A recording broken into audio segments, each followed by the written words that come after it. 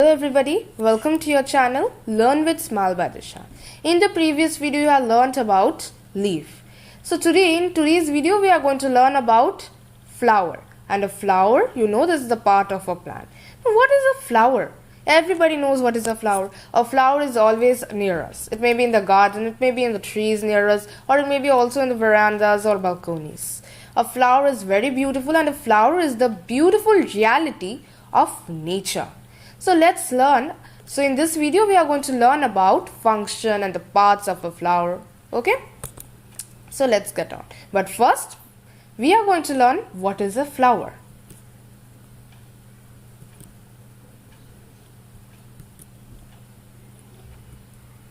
Here you see there are given some pictures. In the first picture what you can see? In the first picture you can see there is a garden with full of different type of flowers that vary in color, size and shape. Again here what you can see? There is again a garden. Here there are also different type of flowers. Here you can see a single flower. That's a rose of different color. So flowers are the colorful parts of a plant. A flower is the bloom or blossom of a plant. The flower is the part of a plant that produces seeds, which in time becomes other flowers. Hence, flower plays an important role in the reproduction of a plant. Every type of flower is different in color, smell, shape and size. So, flower is always a colorful part of a plant. You can see most of the plant is green in color, but in which plants there are flowers, it adds a little colorfulness to the plant. And these flowers are also the bloom and blossom of a plant. And this flower is that part of a plant that produces seeds. And with that time, with the time that seed grows, that seed again grows into other new flowers. As our parents give us, we are our parents' offsprings. Same like that, like offspring. And again this seed grows in time as the offsprings of our parents again grow in time, and then we grow into parents and give offsprings like that. This it also grows in time and becomes a flower, which again will give seed. The flower, this seed grows into a flower which becomes the parent, and then that parent gives offsprings. And this process, you can see this process is known as reproduction. So hence this flower plays an important role in reproduction of a plant. What is reproduction? You all know what is the reproduction. In short or simple words, you can tell that reproduction is the process by which new individuals are produced by the parents. And every type of flower are different in color, smell, shape and size. And again, if I tell you, if you have not understand the part, I will tell you in short, is that flowers which I was talking about, they grow to form fruits. And again, these fruits have seeds. And these seeds sow and germinate into new plants. Okay? So now let us learn about the different parts of a plant. A typical flower has four main parts. A typical flower has four main parts. Next, first is calyx. You see, this calyx is the outermost covering of the flower, and it is green in color. It is made up of sepals. And what is the function of a calyx? The calyx protects the flower in the early stages of development. Now let me show you some pictures of the calyx. Here you see there are two pictures again explaining you. First picture you can understand calyx very well is the outermost covering of the flower. Here you see this is a rose flower.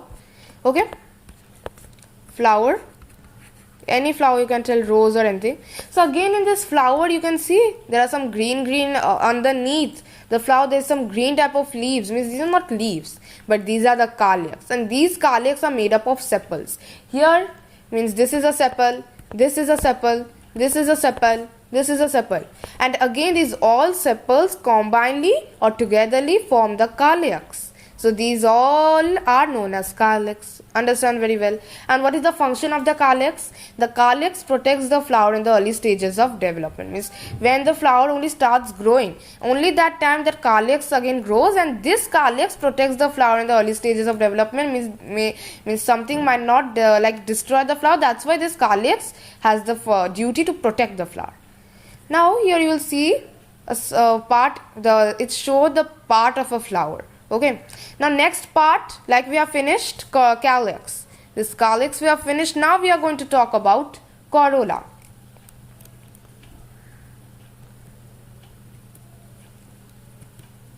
Okay, corolla.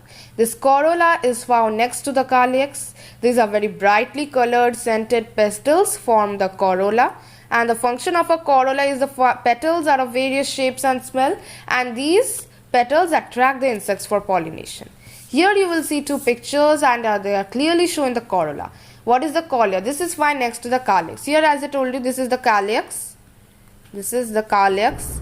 Now the corolla is this. You can see there are different type of petals. This one is petal.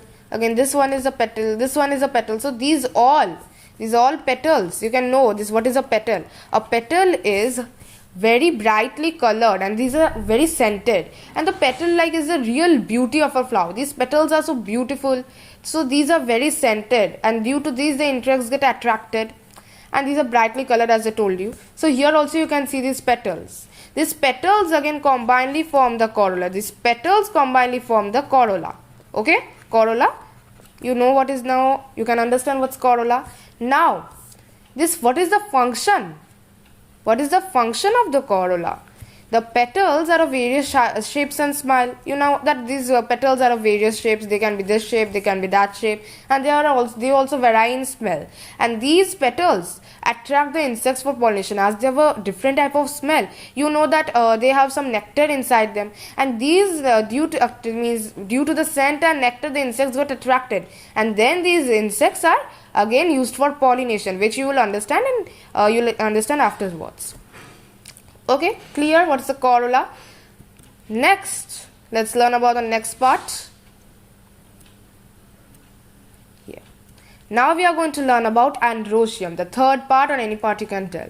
So you see the stamens of the flower are collectively called the Androsium. These are the male reproductive parts, and each stamen has a stick stalk. Okay, I will tell you furthermore. So what is this Androsium? You will see in a flower there are some stamens. Okay, these are the stamens. Here,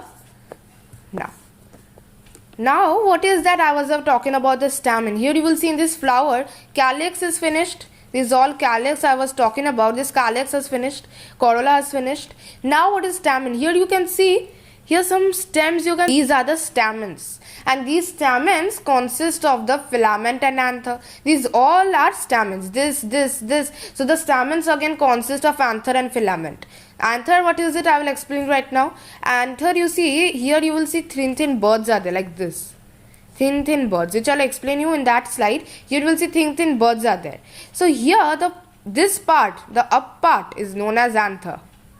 Okay, the up part is known as anther, and the down part is known as, this bud, this one, this stem or whatever, stalk. This stalk is known as filament. So these all anther and filament combinedly form the, these anther and filament combinedly form the stamen, and these all stamens, these all stamens combinedly form the Androsium. Okay.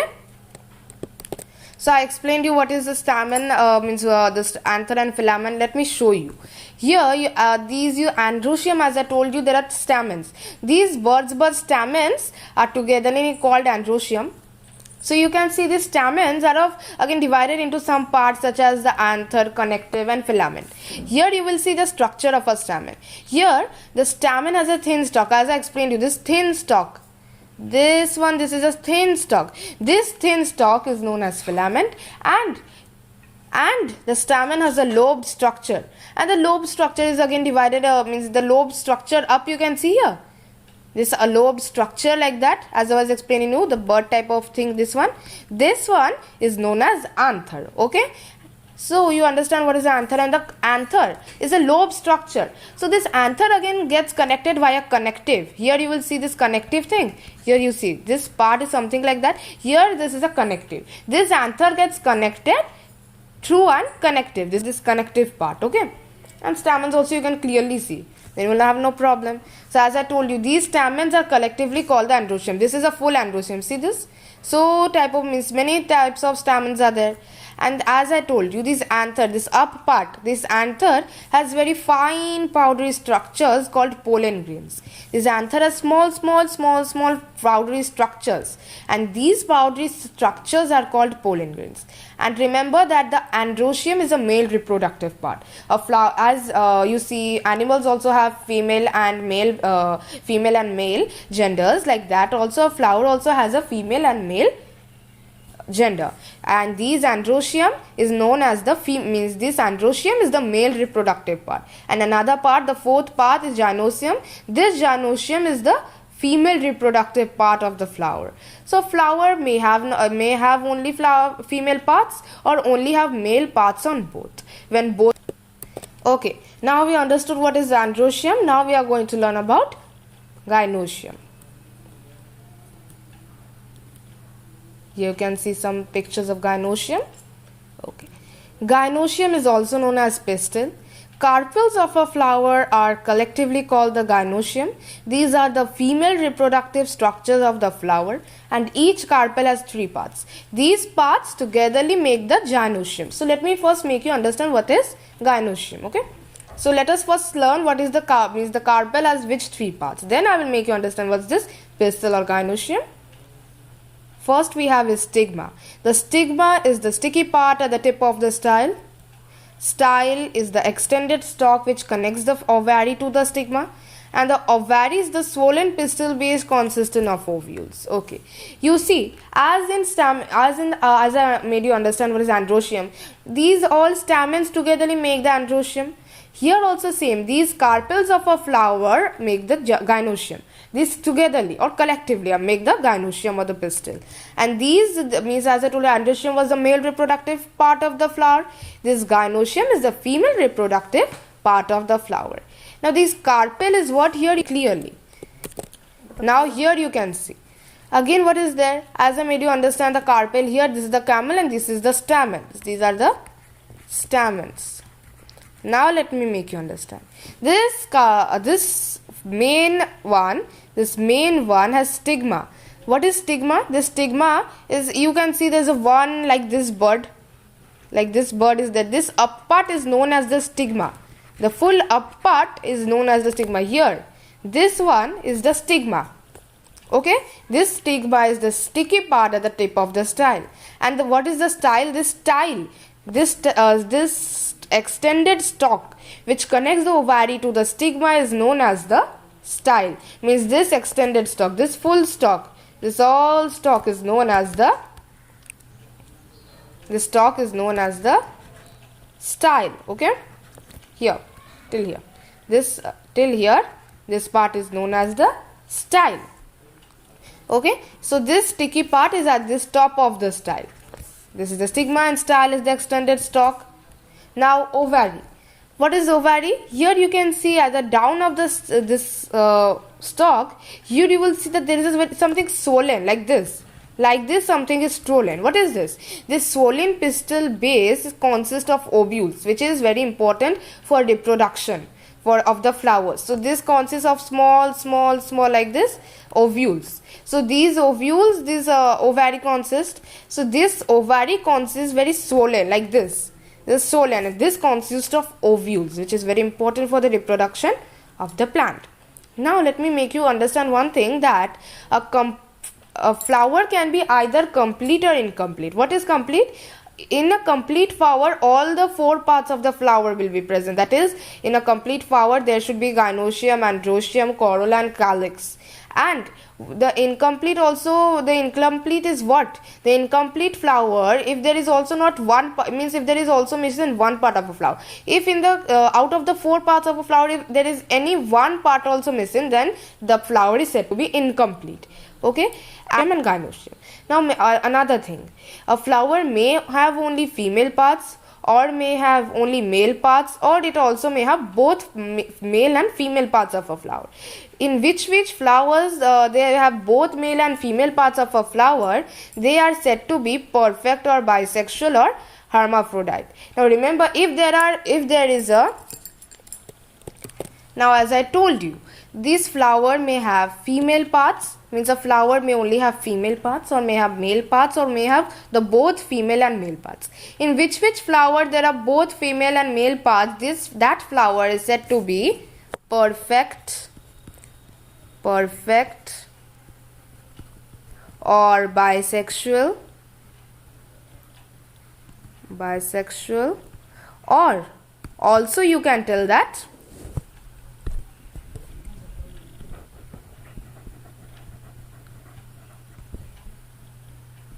hermaphrodite.